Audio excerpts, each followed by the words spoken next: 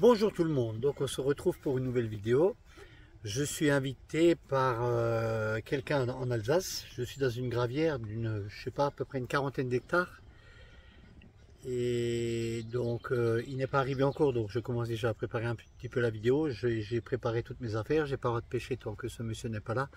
Parce que il faut qu'il soit là pour que je puisse pêcher. Le règlement il est comme ça là-bas.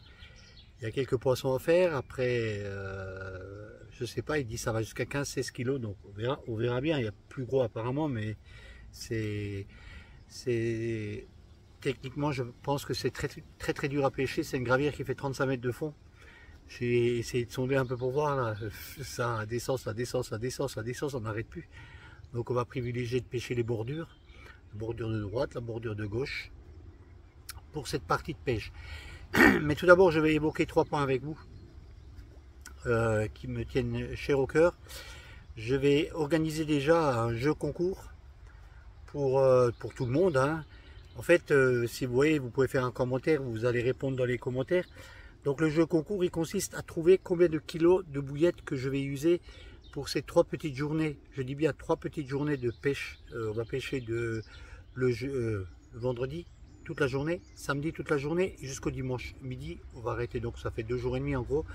Je ne vais pas pêcher la nuit, ça m'intéresse pas, hein. J'ai surtout pêché les matins de bonne heure.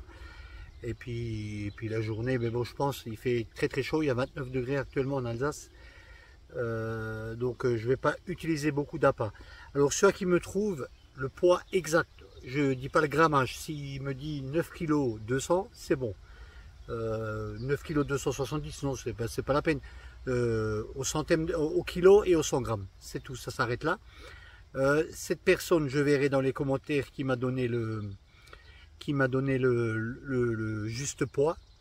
Et dans ma prochaine vidéo, j'annoncerai le nom du gagnant qui prendra contact avec moi. De toute façon, dans toutes mes vidéos, vous avez en dessous sur les descriptions, vous avez mon numéro de téléphone. Il prendra contact avec moi, il me laissera son adresse et je lui enverrai le colis de 3 kg de bouillettes. Ça, c'est le premier point évoqué. Deuxième point que j'ai évoqué, c'est que Bicarbolis cette année a des gens qui pêchent dans des plans d'eau privés. Donc, je vous ai dit à la dernière vidéo que j'allais pêcher au prunet. Je suis allé pêcher au prunet. J'ai fait une vidéo, mais que je ne publierai pas parce que en fait, je me suis rendu compte que il y a beaucoup de gens qui sont autour de l'eau, qui sont capots, qui pêchent pendant une semaine entière, qui font pas de poisson. Très compliqué à pêcher. Je ne critique pas le cheptel de poisson, il est bien là. Je pense que plutôt c'est un niveau pêcheur. Amorçage, il y a beaucoup trop d'appât qui tombent dans l'eau. Il n'y a pas de poisson blanc du tout. J'ai pêché pendant 3 jours au feeder, j'ai pas attrapé un poisson blanc. J'ai attrapé un silure, un brochet, 5 carpes. Et j'ai perdu un très gros poisson que j'ai vu, que j'ai perdu devant mes pieds malheureusement, je savais pas qu'il y avait un tauque, et puis je la tenais 3/4 d'heure, mais c'était un très gros poisson de plus de plus de 30 kg, hein, je l'ai vu. Donc c'est pas grave, hein, ça fait partie du jeu de la pêche. Ce qui me fait juste chier, c'est que ce poisson se promène avec mon hameçon dans la bouche, mais comme tout est démontage chez moi, il n'y a pas de souci. Donc en gros, j'ai beaucoup vu ces gens, il y avait des gens de l'association Bicarbolis qui pêchaient autour du prunet avec moi, hein. Bon, ils n'étaient pas au courant. J'avais une autre personne qui pêchait un autre plan d'eau à côté du prunet qui a fait malheureusement aussi capot, des super bons pêcheurs, hein. Ces gens-là me disaient quand même qu'ils venaient plusieurs fois, que ils ont pêché à haut poste où j'étais, ils étaient capots, ils pensaient que c'était le poste, ils ont repêché un autre poste, ils étaient capots. J'aurais expliqué en gros que moi les touches, je les ai tous attrapés sur billes perdues. J'ai essayé sur un spot que j'ai amorcé régulièrement, d'ailleurs que j'ai trouvé un beau spot à 110 mètres. J'ai eu un vent de face qui était terrible, je n'ai pas pu amorcer. J'ai demandé même à Olivier, le gérant du prunet, s'il m'autorisait de prendre le bateau amorceur parce que j'avais trop mal au dos. J'ai essayé, donc il m'a dit que non, que c'était que la frappe du bord. J'ai pu comprendre, ça c'est pas un problème.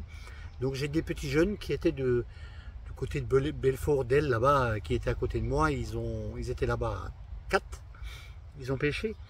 Et quand je suis parti le vendredi matin, ils étaient à 4 poissons sur la semaine, hein. Donc c'est pas une grosse pêche. Ils avaient fait aussi 1 ou 2 esturgeons. c'est pas une grosse pêche, hein. Et j'ai quelqu'un qui pêchait un peu plus loin, qui a pêché une semaine, qui a fait capot. C'est super bon pêcheur, hein.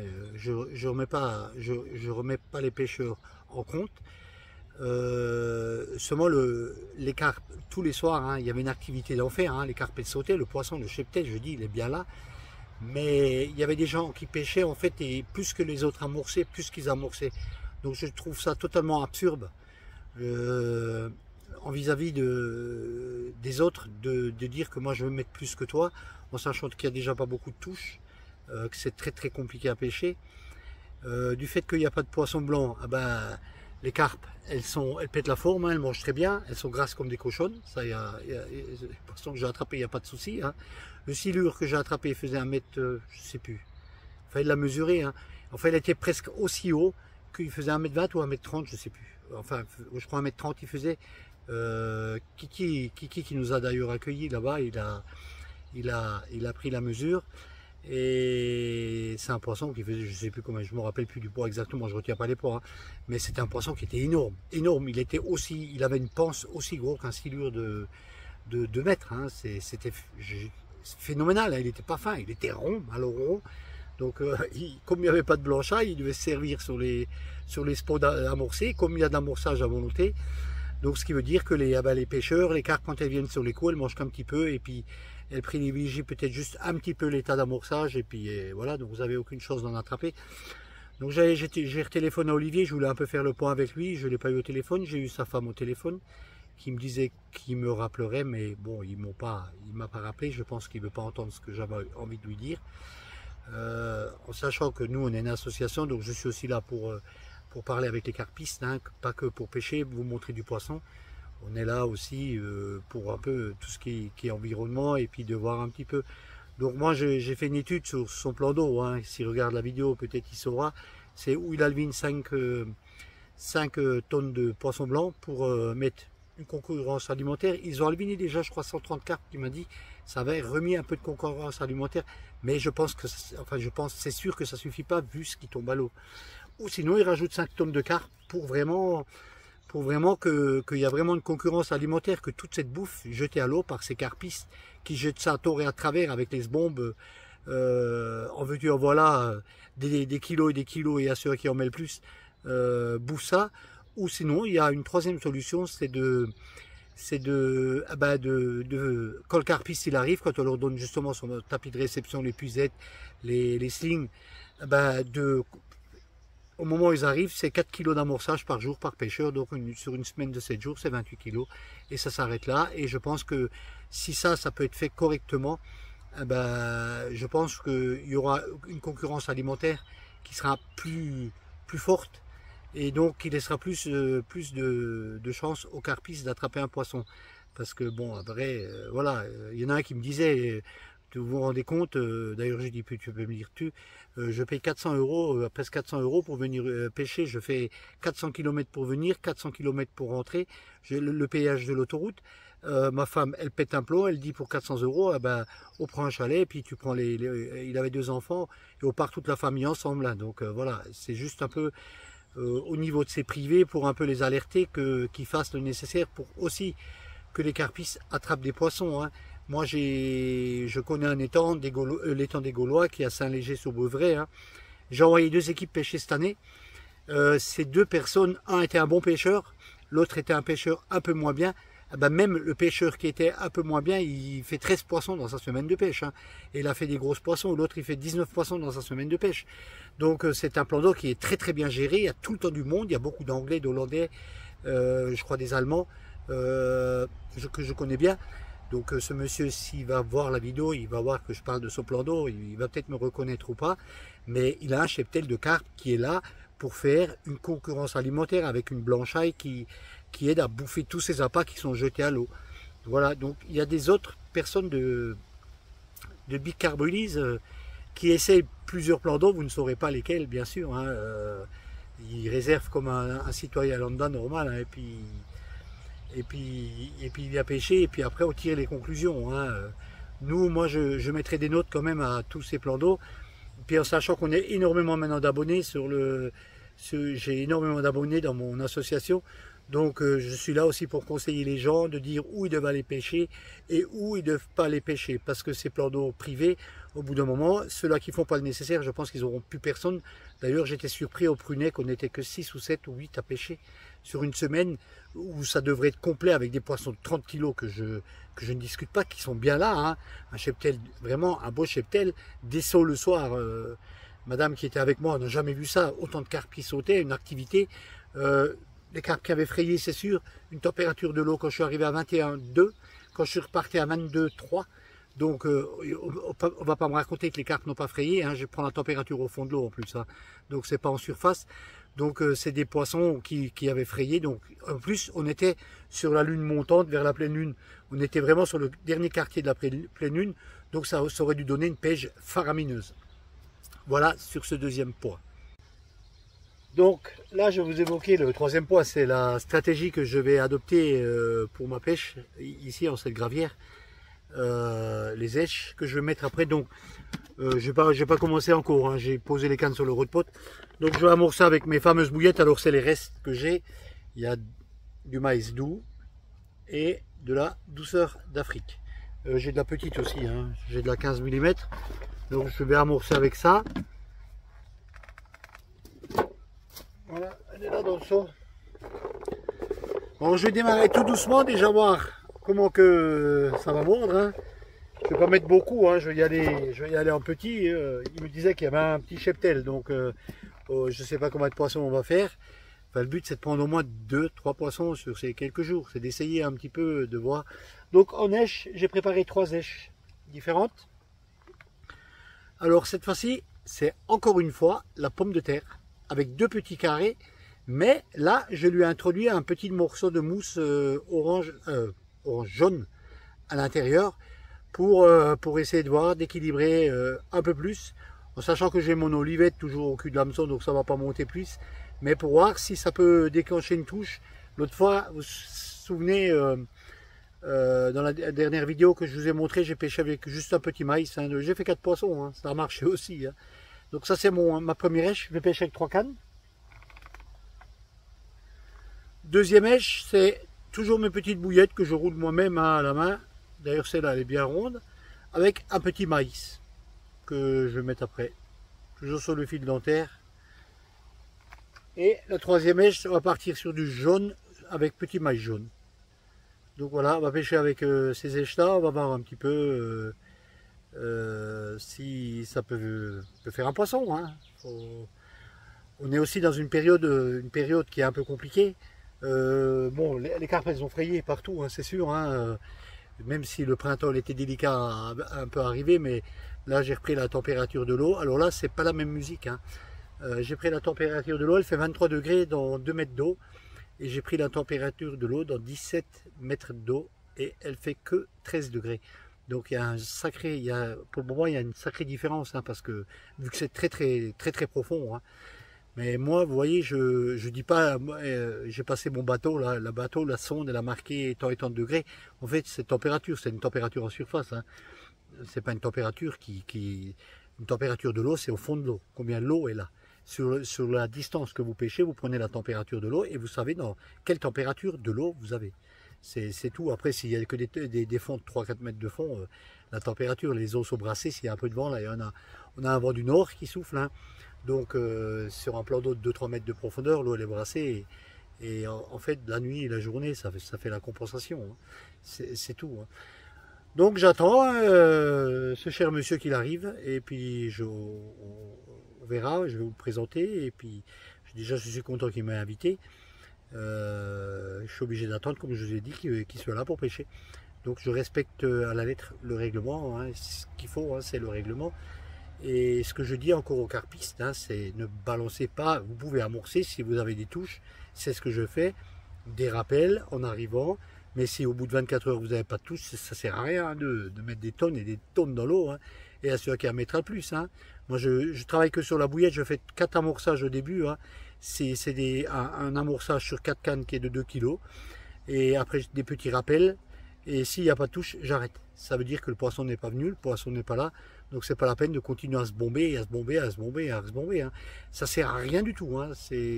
Vous voyez bien, en prunet, je fais 5 touches, 6 touches de carpe sur des spots, des billes perdues. Parce qu'au bout de 24 heures, j'ai tout de suite compris ce qui se passait, parce que j'ai le sens de l'eau et puis je connais le poisson comment il fait. C'est pas du poisson qui est méfiant, hein, pas du tout. Hein. Les carpes, elles bouffent comme tous les jours, elles ont l'habitude des appâts. Ce mois, c'est qu'il n'y a pas de concurrence alimentaire et puis ces demoiselles carpes, ben, elles ont la panse bien pleine avec tout ce qui tombe dans l'eau, donc forcément, vous aurez beaucoup moins de touches. Hein. C'est au privé de faire le nécessaire s'ils veulent garder leur cheptel de clients, pas leur cheptel de carpe, leur cheptel de clients, parce que tout ça, ben, on a beau ramener des grands noms de n'importe quelle boutique pour faire des vidéos, montrer un très gros poisson, tous les gens viennent pendant 2 années pêcher derrière, et puis après le résultat des carpistes qui vont ramener les fonds dans son budget, ben, nous vont plus être là, et puis cette personne aura tout perdu. Hein.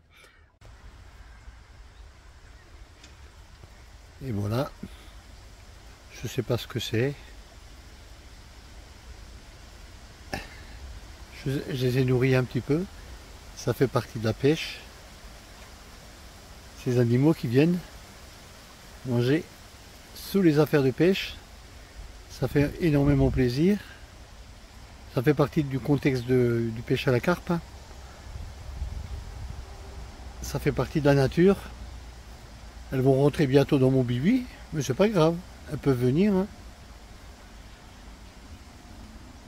Je leur ai donné un peu de maïs, c'est pour ça.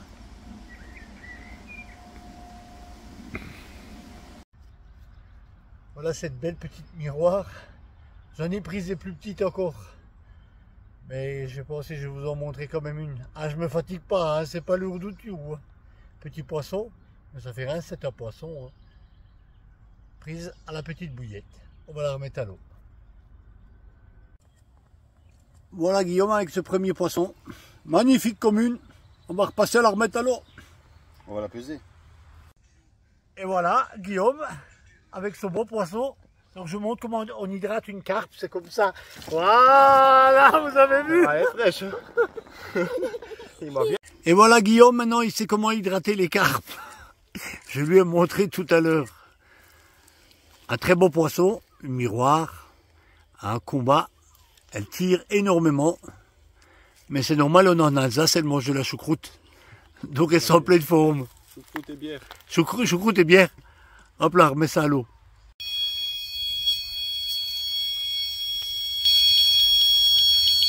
Super départ, en direct. Et ça vide, ça s'arrête plus. Et voilà ce premier poisson de la matinée. Belle petite miroir. Avec la queue toute raide. C'est des poissons sauvages. Hein. Il y a énormément de touches.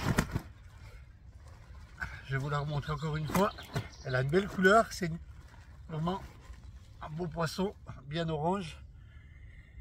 Il y a vraiment énormément de touches. Hein. C'est impressionnant. Ça n'arrête pas. Je viens de poser les cannes juste. On va passer pour la remettre à l'eau. C'est pas des énormes poissons, mais c'est des poissons quand même, c'est des touches.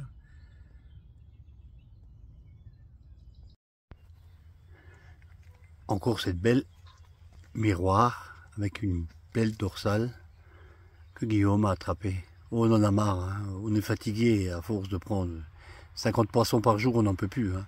D'abord on pêche dans la pouponnière, après on va en maternelle, mais en première section, on n'a pas réussi à trouver encore la 6e, la 5e, et les grands-mères non plus. Peut-être ça viendra un peu plus tard, mais bon, on va bientôt remballer. Et voilà cette belle petite commune qui a déjà frayé, qu'on va passer à remettre à l'eau. Et voilà Guillaume qui nous ramène un poisson.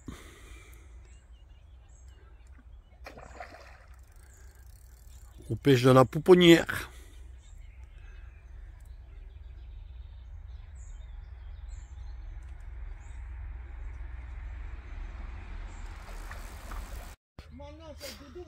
Et voilà Guillaume avec cette belle commune, toujours avec des énormes queues, super combatif, qu'on va repasser à la remettre à l'eau.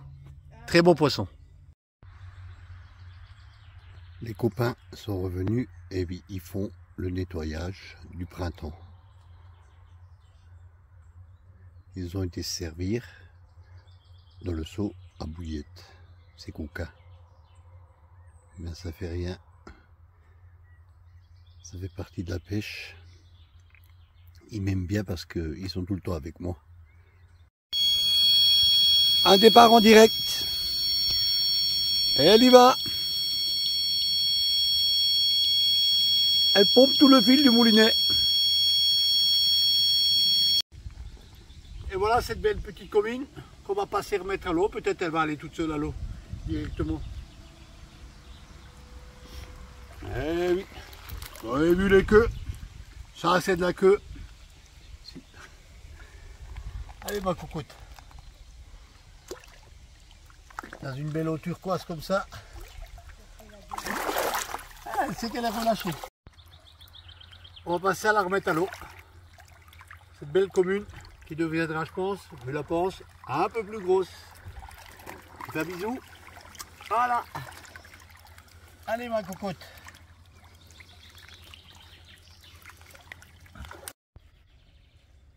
On vient de faire un doublé.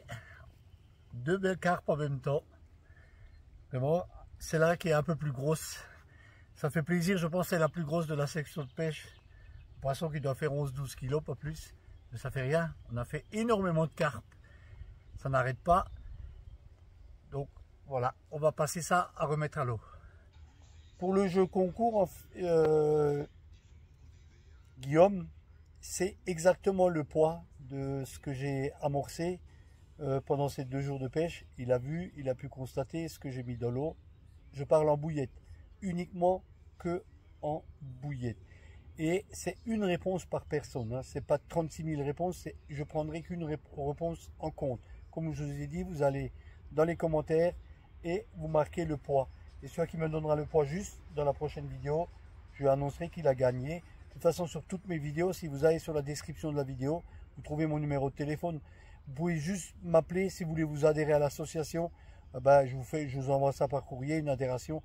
Il n'y a aucun problème. Comme je dis, plus qu'on est, mieux que c'est. Nous arrivons à la fin de cette partie de pêche. On a pêché 2 journées complètes avec Guillaume. On a attrapé énormément de carpes. Mais bon, comme je disais tout à l'heure, hein, on était dans la pouponnerie, un peu dans la maternelle. De temps en temps, on était dans les primaires, mais on n'a pas fait de très très gros poissons. Énormément de départs, hein, c'est une pêche d'enfer. On ne les a pas comptés parce que c'est incontable, ça n'arrête pas de sonner à tout bout de champ. Hein. Donc, moi je remercie déjà, pour l'association Bicarboilise, je remercie beaucoup Guillaume de m'avoir invité pour passer ce bon moment au bord de l'eau avec lui. On a fait vraiment un bon moment, barbecue et compagnie. Et je vais passer encore la nuit ici, mais les cannes elles vont sortir d'ici peu, je vais les sortir, déjà les ranger ce soir parce que demain matin de bonne heure on reprend la route, vu la chaleur. Donc Guillaume, qu'est-ce que tu penses de la démarche de Bicarboilise? D'abord, merci à toi d'être venu sur l'Alsace pour nous rencontrer. C'est une super démarche avec des appâts de bonne qualité et surtout sain pour nos poissons et pour nos eaux. C'est très important en ce moment. Préserver notre nature et voilà quoi. Arrêter de pêcher avec de la merde, si on peut le dire. Oui, parce que tous ces produits chimiques qu'on met dans les bouillettes, ça sert strictement à rien du tout. Hein. Ça, je vous le dis, je vous le redirai à travers mes vidéos. Vous savez très bien que je suis un monsieur qui se bat contre ça. C'est pour ça que nous avons monté une association. Donc, moi, je vous donne rendez-vous pour une prochaine vidéo. Je suis encore une fois invité. Je pense que la vidéo sera faite en 2 parties. Parce que, bon, il y a un cheptel, je sais pas, on verra. Mais je vais y rester plusieurs jours. Ça va être plutôt mes vacances, plutôt me poser et pour profiter pleinement de la nature, des oiseaux comme ici et de l'environnement.